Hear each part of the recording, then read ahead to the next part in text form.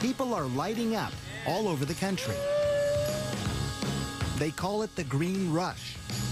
Marijuana has moved out of the back alleys and into the open. Happy Cannabis Cup, y'all. In some states, it's legal to grow, to sell, to smoke. And marijuana could be legalized in a city near you.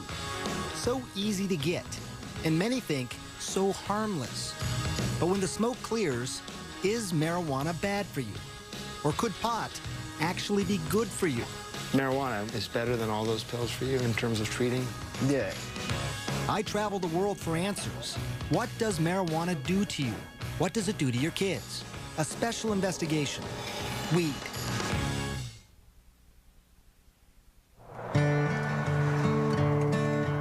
Our journey begins here, in this small town home, nestled in the mountains, with a family who has never allowed TV cameras in before. And you're gonna soon learn why. This is so pretty out here. Yeah. They live in Colorado, one of 2 states where it's legal to smoke pot medically and recreationally. But here, it's also taboo to residents like Paige Figge and her husband, Matt. I'm sure it was mentioned to us by someone, hey, you should try this. And I thought, no way. You thought that's fringe stuff? No way, not in a million years, no. But in this area, marijuana is far from fringe. 4 joints, and do you want Island Sweet Skunk? Medical dispensaries are everywhere. Hey, welcome, guys. People are smoking in private clubs and public festivals. But none of this is for Matt. He's a military man, and marijuana would be a career ender. I grew up in Wisconsin in a well-loving family, and I was educated to, like, that's a drug. You don't do that. And I never did. But just decades ago, marijuana was a legitimate medication, also called cannabis, prescribed by doctors and dispensed by pharmacies. This is Harry J. But that all changed in 1930. A relentless warfare against Henry Anslinger, the United States' first drug czar. For him, public enemy number 1, you guessed it, marijuana. This guy saw how he could increase the budget of his department by having this mission, going after marijuana. You know, saying that there's this drug that the Mexican migrant workers are smoking, and it's loco weed, and it's going to make them crazy, and they're going to rape your women. He got the anti-marijuana message out through news reports.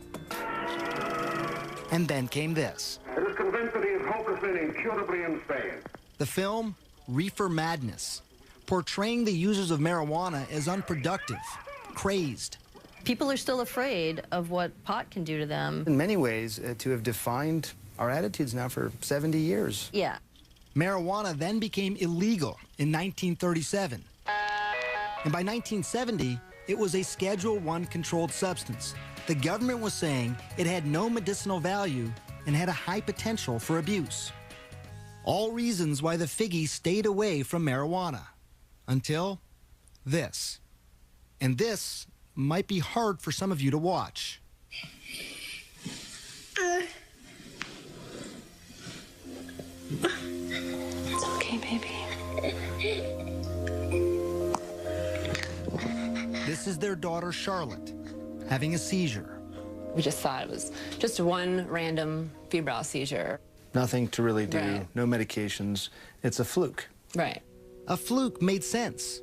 After all, Charlotte, nicknamed Charlie, was born perfectly healthy, a fraternal twin to sister Chase. Charlie always had big, big smiles. Just happy kids. Easy. Yeah, easy. Very much so. So it was around 3 months, you said, that when you first noticed that Charlie had a seizure. I was changing her diaper, well, putting a new diaper on from after the bath, and her eyes just started flickering. It led to the first of many trips to the ER. They did the $1 million workup, the MRI, EEG, spinal tap. You know, they did the whole workup and found nothing and sent us home. No abnormal blood test, no abnormal scan. And developing normally, too. You know, talking and walking, and the same day as her twin. Nothing was behind yet. By the time she was 2, though, the seizures had become constant and started to take their toll on their once happy, joyful little girl. She started to really decline cognitively, and she was slipping away, and she just wasn't keeping up with her twin. The Figgies finally found an answer. It was awful news. Dravet syndrome. It is severe, intractable epilepsy. The seizures start during the first year of life and are unstoppable, difficult to control, and very damaging. Severe behavioral problems, attention deficit and hyperactivity, the self-injury, you know, banging her head on the floor and pulling her hair out, and like a possessed child. This isn't your perfect, happy Charlotte. It was a race against time. Many Dravet kids die young, in early childhood. Charlotte was almost 3. For the next 2 years, the Figgies tried everything. Strange diets, acupuncture, and dozens of powerful drugs like Valium, Ativan, phenobarbital. But nothing seemed to help. Even worse, some of the medications nearly killed her. After 1 dose, she stops breathing. And after 2 doses, her heart will stop. Did you have to do CPR then on her yourself? Yes. I remember when her heart stopped and I had her pulse and I lost her pulse. There was just nothing. The ambulance is on its way. She survived. You're okay. Mommy's here. But now it was fall of 2011, and Charlotte was 5 years old. When things were at their worst, she just sees all night, and the kids are sleeping either in my room or next door. They can hear her, the seizure scream all night, 50 times a night. And Chase would come in the morning and just, this is her twin, and just hug her and like rub her head and say, I'm just so glad you survived through the night last night. Matt had been deployed to Afghanistan, and the only thing he could do to help was start scouring the internet. And he stumbled onto this video of a child using marijuana. So how's everything going? Jaden had 4 days without a seizure. I'm like, wow, having success on specifically Dravet, this is interesting, it's natural. And while he couldn't ever imagine taking marijuana himself, he was now in the stunning position of recommending it for Charlotte. I was like, we need to do this. And I said, I don't know. Charlie, there you are. And then Charlotte's condition got worse. 300 seizures a week, almost 2 every hour. She was not talking or moving, basically catatonic. As a last resort, doctors wanted to either prescribe a powerful veterinary drug used on epileptic dogs or put Charlotte in a medically induced coma so her brain and body could rest. For Paige, those were not good options. But maybe, just maybe, marijuana now was. But she was about to find out how hard that would be. This isn't go to the pharmacy and pick up your medicine. There was no protocol. When we come back, what will the Figgies do? And what would you do if this were your daughter?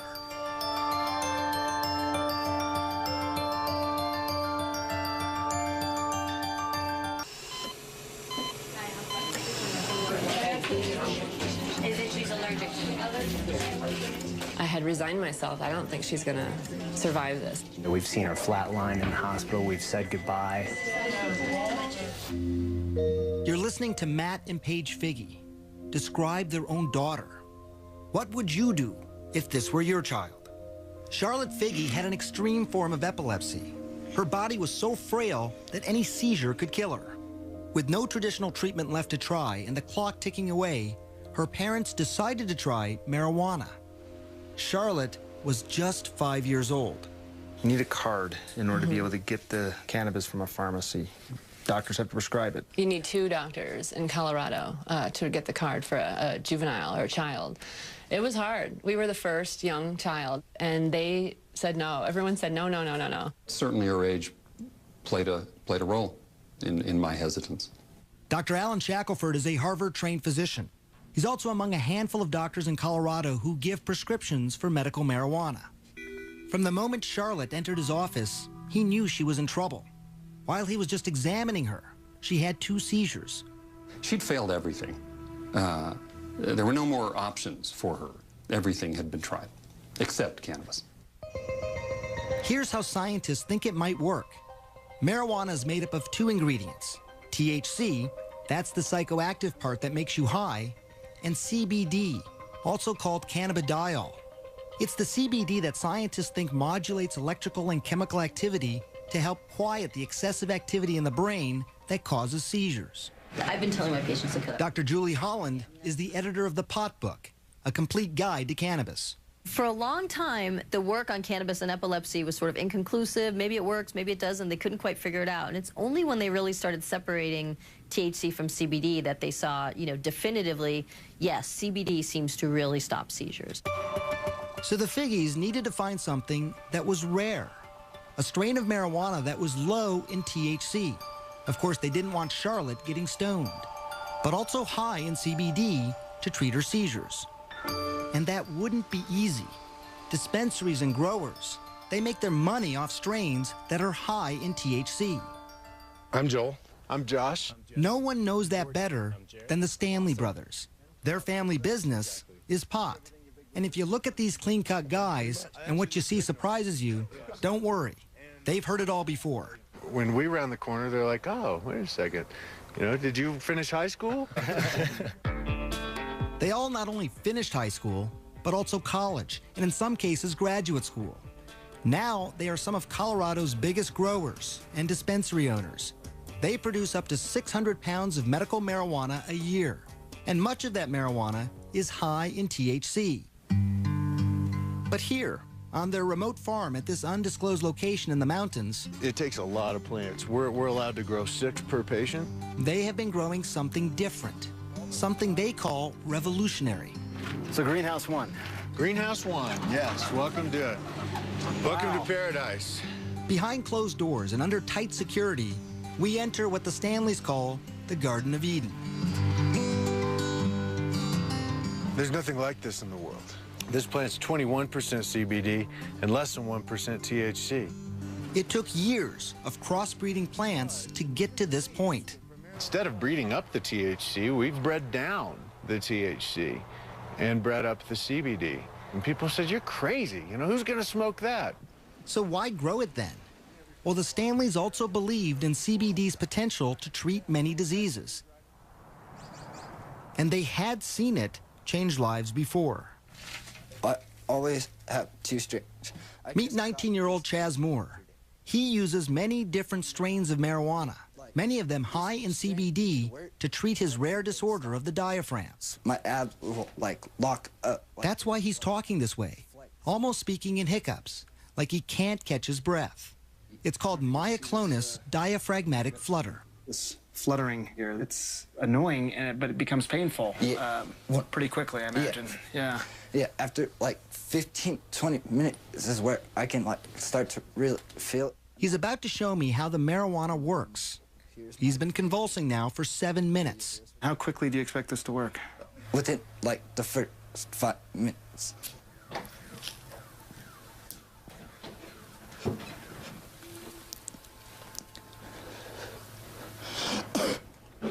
And I'm done. Like, that's it. That's it. It was actually less than a minute. Depending on the attack in the day, like, it'll work within the first couple hits. Hear how his voice is completely different. That attack lasted 8 minutes. But some have lasted much longer and happen as often as 40 times a day.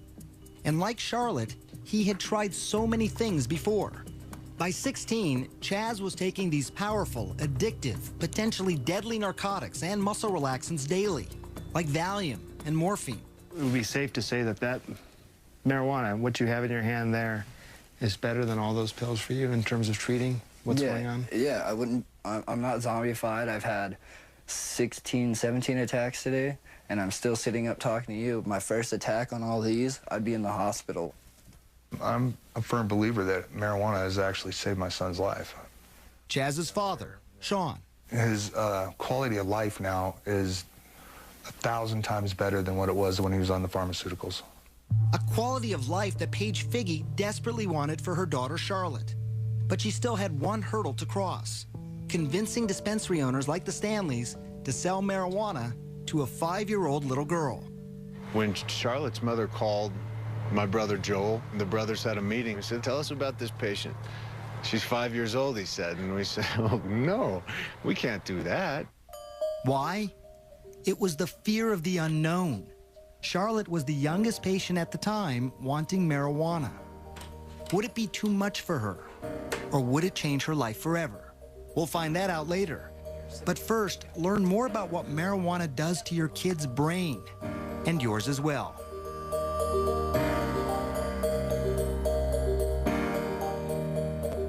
talking about. Y'all smoking or what? If you smoking weed, make some noise. Yeah. April 20th, Denver, Colorado. We like we smoke, we sing.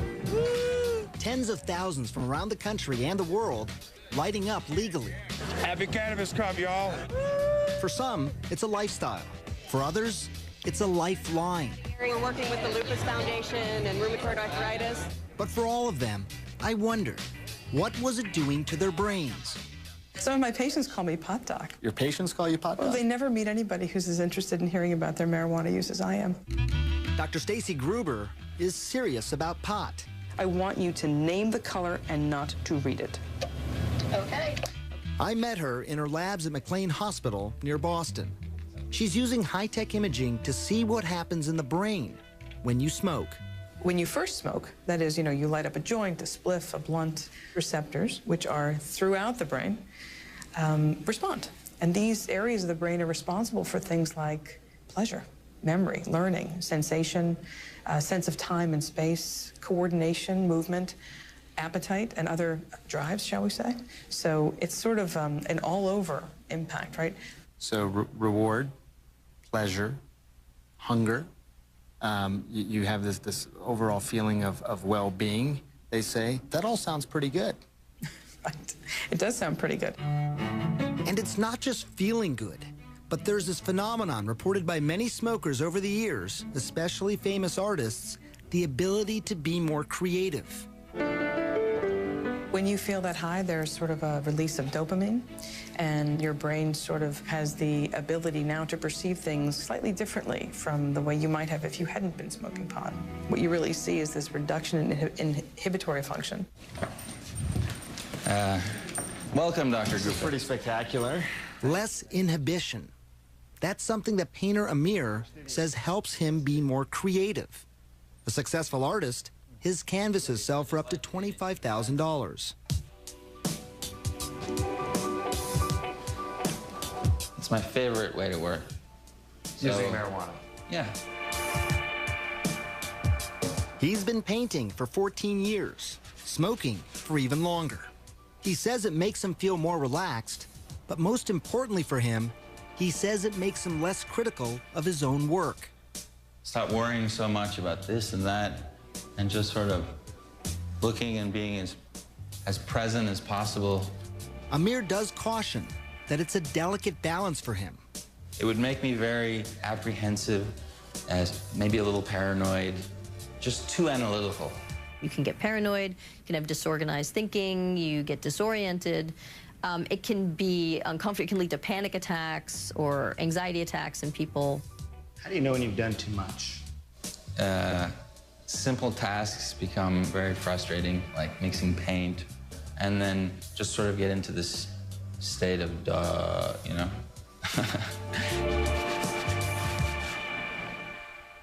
Nail. And why that happens is exactly what Columbia University neuroscientist Carl Hart is investigating. Exhale. Research subjects in his lab smoke marijuana and then take a variety of cognitive tests. The effects will be disruption in memory, disruptions in inhibitory control. They will become slower at cognitive functioning, a wide range of things. These effects are temporary, but they're pretty pronounced and they are clear. And it's slowly becoming clear to scientists what part of the brain is most affected. It's the prefrontal cortex. It's very important for planning, thinking, coordinating your behaviors. There are tons of marijuana receptors in this region. And we think that marijuana, particularly in the novice, can disrupt all of those behaviors. An impairment that Hart cautions could be dangerous, especially when driving. You may prematurely hit your brakes. You may prematurely hit the gas pedal, a wide range of things. You may make a turn without looking more carefully. Look at this experiment done by CNN affiliate KIRO in Washington State. Subjects smoked marijuana and then drove. One was a daily medical marijuana smoker, and another, an infrequent weekend smoker. Relaxed and buzzed. The more the novice user smoked, the more trouble behind the wheel. Watch yourself, watch yourself. But interestingly, the habitual smoker didn't have as much trouble. I wouldn't pull her off the road, no. No, not yet. And that's something I witnessed firsthand driving around with 19-year-old Chaz Moore. The day that I spent with him, he had been smoking all day long. Do you feel impaired at all? No, I don't. I feel normal. Turns out when you test people who have a lot of experience with cannabis, you don't see many disruptions. But if you test people who have sort of a limited history with cannabis, you can see some clear, pronounced disruptions. Of course, no one thinks that driving when using marijuana is a good idea. But what scientists can't answer is if there is a safe legal limit, and if people who use marijuana daily as a medicine should be able to drive. How impaired are they? What is more clear, though, is the effect of marijuana on the young brain. What we see is a very big difference in people who begin to smoke prior to the age of 16 and those who smoke after age 16, what we call early versus later onset.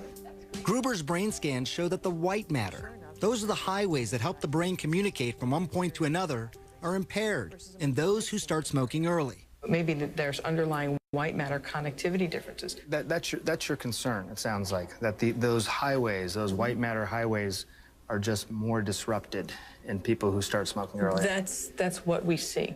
Perhaps not surprising, given what we know about the young developing brain. That's a very delicate time in brain development, and that's not a good time to be taking any drugs.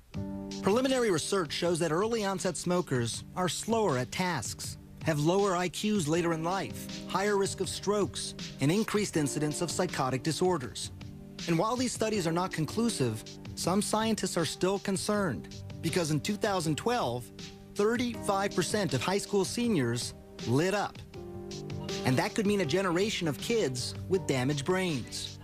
And many fear something else. I never really told myself I needed help. A generation of marijuana addicts. When we come back, the truth and the science behind what's being called a growing epidemic. And later, Charlotte's story, the first and youngest child to try marijuana in Colorado.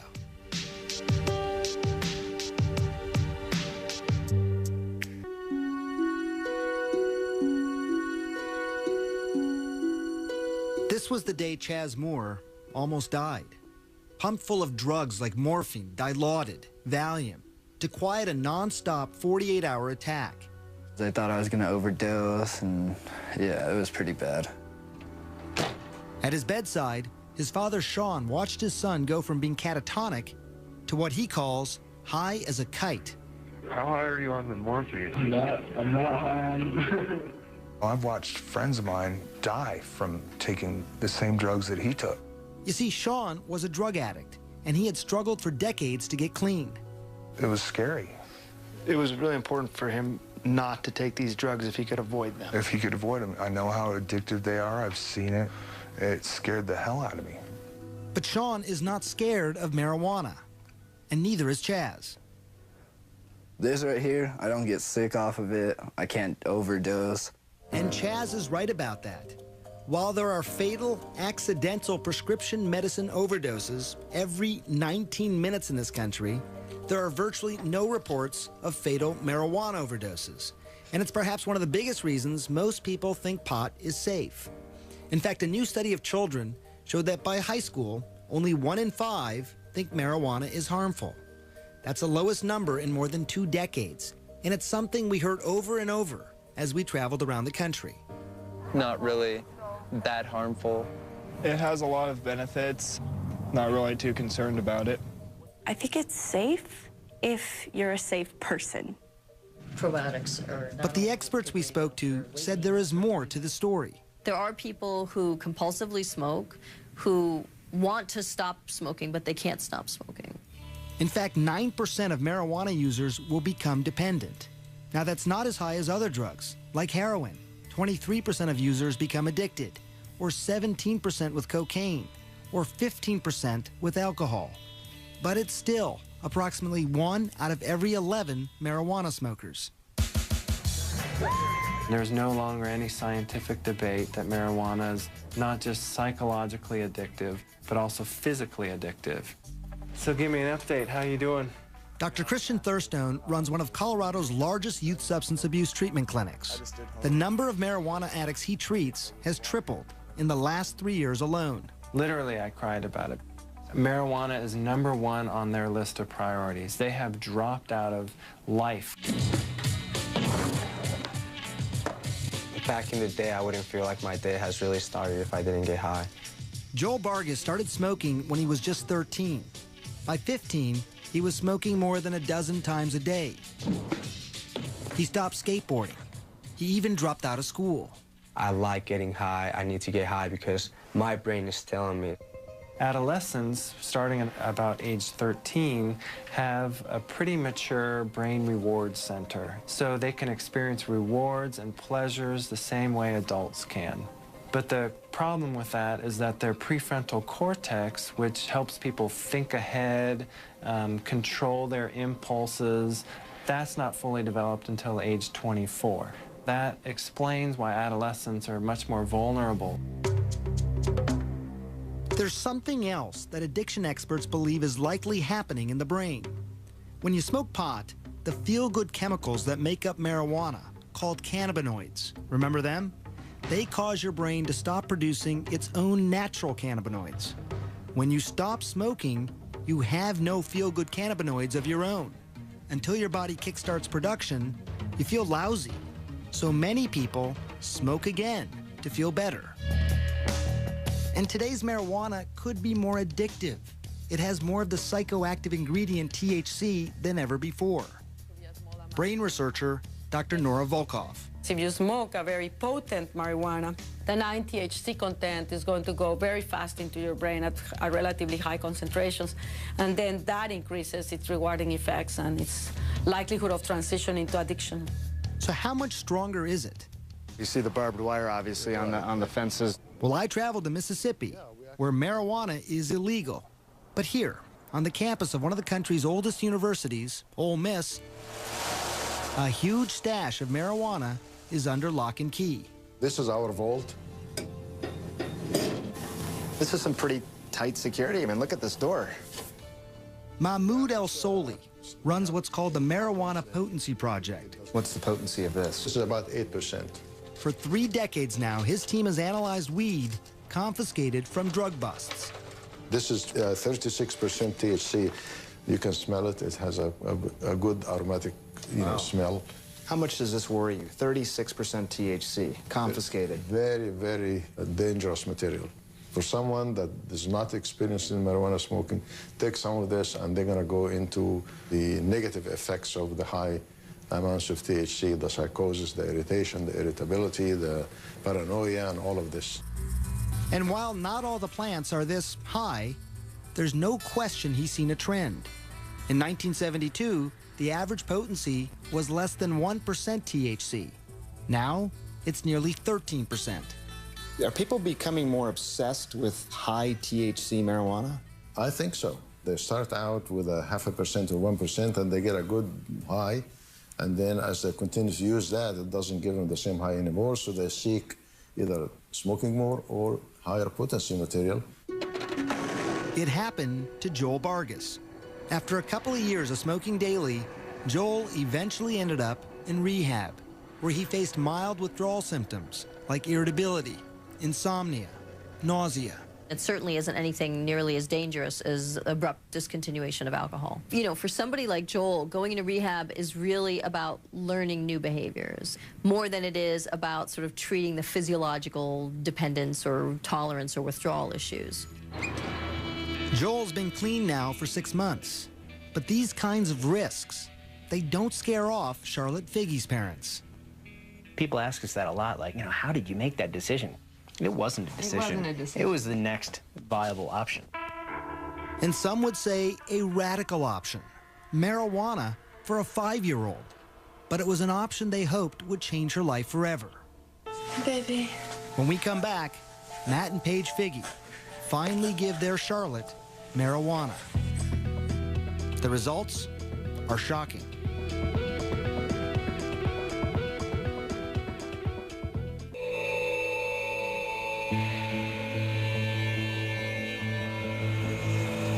It was January 2012, Afghanistan.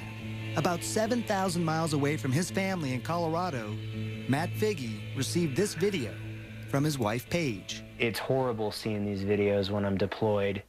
It was his 5-year-old daughter, Charlotte, seizing. Diagnosed with a severe form of epilepsy, she was having 300 seizures a week. Each attack so severe, it had the potential to kill her. They had already tried dozens of high-powered drugs. We needed to try something else, and at that point in time, marijuana was that natural course of action to try. At home in Colorado, Paige searched for marijuana high in CBD. That's the ingredient some scientists think helps seizures, and also low in THC. Remember, she didn't want to get her daughter stoned. She found a small amount at a Denver dispensary. The owner was surprised that anyone would even want it. They said it's funny because no one buys this, you know. That was the general consensus. Nobody wanted it. It didn't have any effect. Paige paid $800 for a small bag and took it home.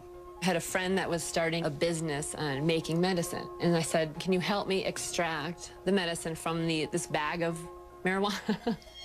I measured it with a syringe and squirted it under her tongue.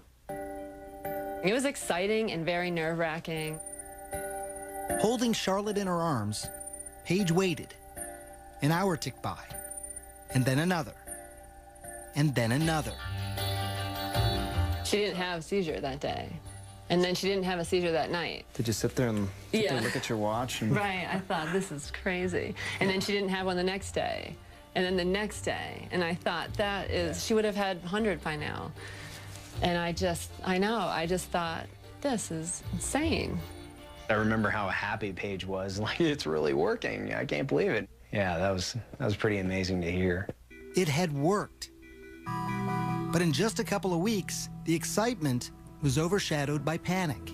Paige was running out of marijuana, and the dispensary didn't have any more of that particular strain. Even if there was more, the monthly price tag would have been astronomical. $2,000, and not a penny of it covered by insurance. But then Paige heard about the Stanleys, the 6 brothers, and their greenhouse of marijuana that is high in CBD. I said, oh my goodness.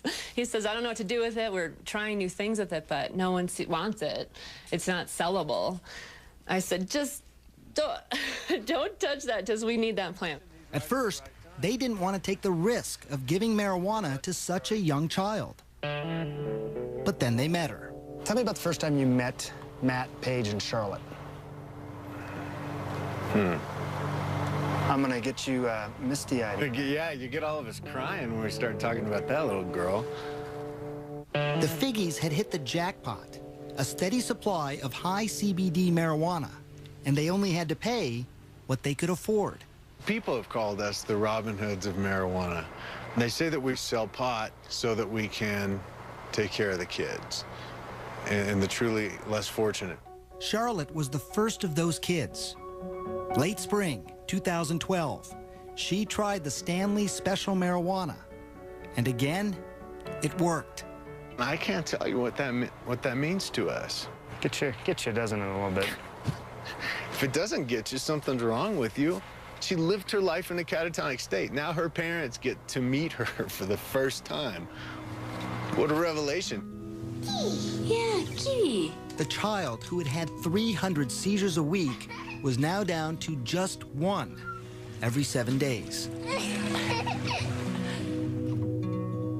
Pitter pat, tiptoe. When I first met Charlotte, March of 2013, it was 1 year after that first dose of marijuana. Achoo! After almost 2 years on a feeding tube, she was now eating on her own. Yellow? She was talking, even walking. Puppy. Yeah, she said, please. But these stories, they are not without their skeptics. One of the country's 2 hospitals dedicated to Dravet syndrome in Florida states at present there is no evidence that cannabidiol is effective for the treatment of epilepsy. The American Academy of Pediatrics also opposes cannabis, as does the National Institute on Drug Abuse. It is such an amazing turn of events that it really can't be a fluke, but I do still wonder. Do you still wonder too, Matt? Hell no. You know it's working. It's working great. You just look wonderful. And Charlotte's doctor, Alan Shackelford, also agrees. Yet his commitment to medical marijuana has drawn criticism. He's even been called Dr. Feelgood. How difficult is this for you to talk about as a physician?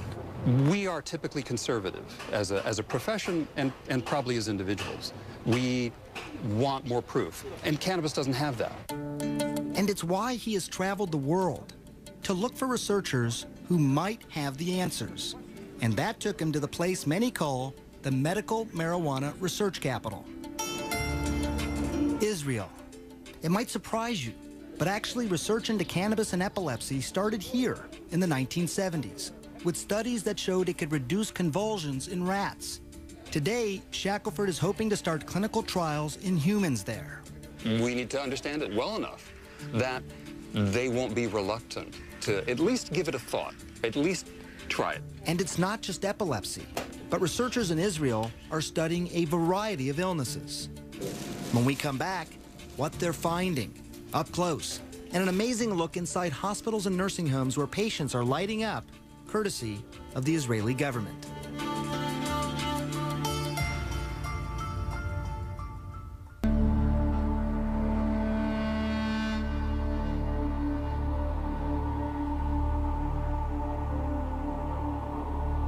As the sun was rising on the ancient city of Jerusalem, the final leg of our journey was just beginning.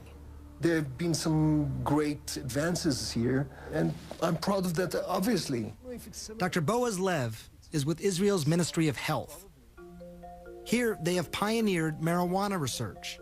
They were the first to isolate THC and CBD decades ago. And now the country's ministry licensed 10,000 patients to use marijuana medicinally and has approved more than a dozen studies to treat illnesses like PTSD, pain, Crohn's disease, even cancer. Hopefully, this will prove to be the best medication. I really hope so. We're not there yet. Answers might come from places like this. It's a state-run nursing home outside of Tel Aviv. Residents here are using marijuana for pain, loss of appetite, Parkinson's disease, and dementia. Moshe Root is one of those residents. He was 77 when he smoked his first pipe of marijuana. He's 80 now, and he smokes a couple of times a day. It's to help with the pain and the hand tremors caused by a stroke. So it's a mixture of tobacco and marijuana. He even decided to light up during our interview to stop his hands from shaking. You're saying your hands are steady because of the marijuana? It also helped ease a deeper pain hidden from sight. You see, Moshe is a Holocaust survivor. When his wife died a couple years ago, he was haunted by nightmares of his childhood, hiding from the Nazis. The marijuana, he says, took him out of the darkness. You dream. You fly. When you smoke? Yeah. There are 19 other patients here. Scientists at Tel Aviv University are now studying their progress, and they call the results outstanding, including weight gain, improved mood, pain and tremor reduction. But I can tell you as a doctor, it was my next stop that proved the most surprising. This is Israel's largest hospital, Sheba Medical Center. You put up your medical cannabis. Amashe is using marijuana to help him with the pain and nausea from chemotherapy. Filling up the spoon, so that's your medicine inside there. Of course. Now take it out, put up the out. And he's doing it inside the hospital. How are you feeling? Relief, first of all, in the muscle, in the leg.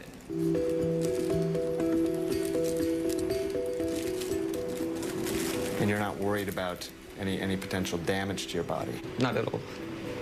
The opposite, actually. I really believe I can be cancer-free for a long time if I continue, consuming cannabis. Yes, he said cancer-free. Very early studies on mice in Israel, Spain, and the United States are now showing the potential of marijuana to kill cancer cells. It's exciting research, but it is still in its infancy, and it's inconclusive. This program at Sheba is well established, and experts say a teaching tool for using marijuana in other hospitals. Do you think this could happen in the United States? I don't know that there's yet enough really concrete evidence of cannabis's benefit that's satisfactory, at least in that context. I think it's going to come. But it could be slow going. The FDA has been great at approving studies, but National Institute of Drug Abuse has been really stonewalling and blocking any studies looking at therapeutic effects of cannabis because that's not their mandate. Their mandate is to look at the harms of drug use. It's very easy to blame an organization. Dr. Nora Volkov, who is the director of NIDA, says they are not standing in the way. She claims they are not the only government institute that approves marijuana research. If you would come up with a grant that says, okay, this is going to be a treatment for drug addiction, then it would go to us. But if it's cancer, it goes to the Cancer Institute. If it is schizophrenia, it goes to NIMH. And so the institutes have a mission with certain diseases. What is clear, there are bureaucratic hoops that most researchers simply don't want to jump through. Neuroscientist Carl Hart. There are not many people studying marijuana. It's very difficult to get approval to study marijuana. What's nice about Israel is that the government is helping the research to happen. And it's research that could give hope to patients like Charlotte Figge. I made it. Scientists in Israel are learning that marijuana use might actually protect the brain, not damage it.